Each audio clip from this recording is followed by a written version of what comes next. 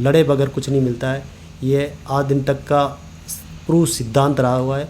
तो लड़े अगर आपके खिलाफ रिट्रेचमेंट या इस तरह के कोई ज़बरदस्ती की जा रही थी। कंपनी ने 70 लाख रुपए का EVR लॉन्च किया, 69 का EVR लॉन्च किया, और उसके बाद वर्कर ने अच्छी रुचि दिखाई, क्योंकि यहाँ पे फ्यूचर भी कुछ सेफ नहीं है, गवर्नमेंट की नीतियाँ बदलती जा रही है। हमारे यहाँ पे बहुत टाइम से 2017 से प्रोडक्शन कम चल रहा है, और प्रोडक्शन कम होने की वजह से सारे वर्कर्स के पास काम नहीं था। इसकी वजह से सरप्लस मैन पावर की स्थिति कंपनी में क्रिएट हो चुकी थी, और कंपनी इसके लिए बार बार VRS लेके आती थी। पिछली बार हमारा VRS आया था 35 लाख रुपए का। तब हम इस चीज़ से बार बार परेशान भी हो गए थे, वर्करों पे ज़्यादा परेशान भी किया जा रहा था कि उनको VRS लेके जाना चाहिए, और उस पैसे से हम अफोर्ड भी नहीं कर पा रहे थे। तो हम लोगों ने एक मुहिम चलाई। हमने बोला था कि यार अगर आप या तो हमें तनख्वाह पूरी दे दीजिए, क्योंकि हमारी तनख्वाह कम से कम 20,000 रुपये कम भी दी जा रही थी आज से 2 साल पहले, और उसमें हमारा इंसेंटिव पूरी तरह से काट लिया गया था, क्योंकि कंपनी के पास काम भी नहीं था। तो हमने जब चुनाव लड़े थे तब उसी टाइम हमने अनाउंस किया था कि या तो हमें 50,000 इन हैंड सैलरी दे दीजिए, 50 लाख VRS दे दीजिए इन हैंड।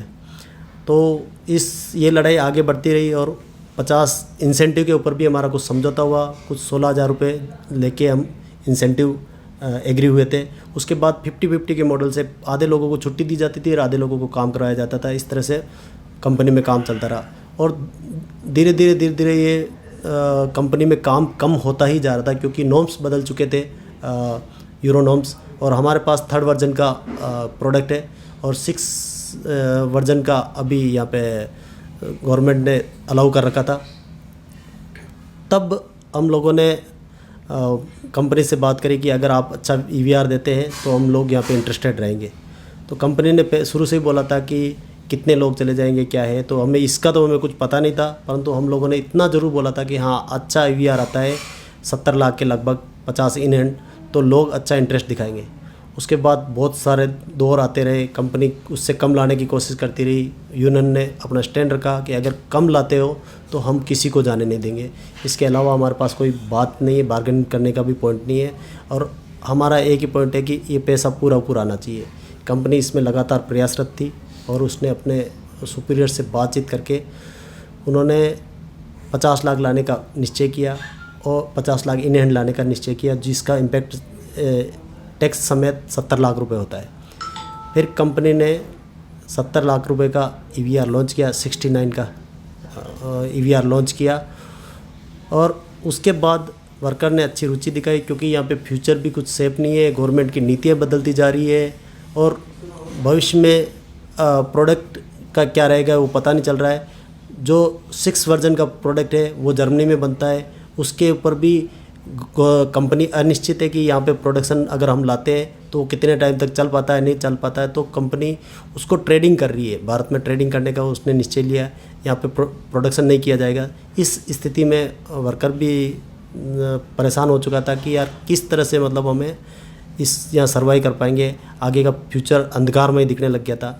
तब जाके लोगों ने 500 के लगभग, 500 से अबव लोगों ने VRS लेने का निश्चय किया था।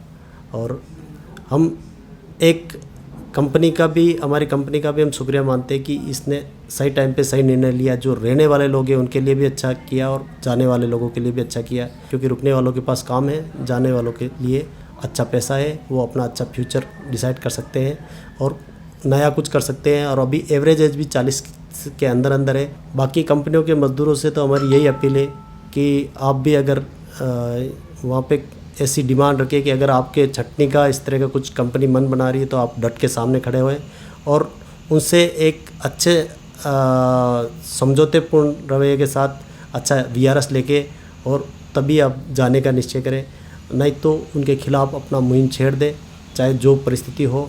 लड़े बगैर कुछ नहीं मिलता है, ये आज दिन तक का प्रूव सिद्धांत रहा हुआ है। तो लड़े अगर आपके खिलाफ़ रिट्रेचमेंट या इस तरह के कोई ज़बरदस्ती की जा रही थी।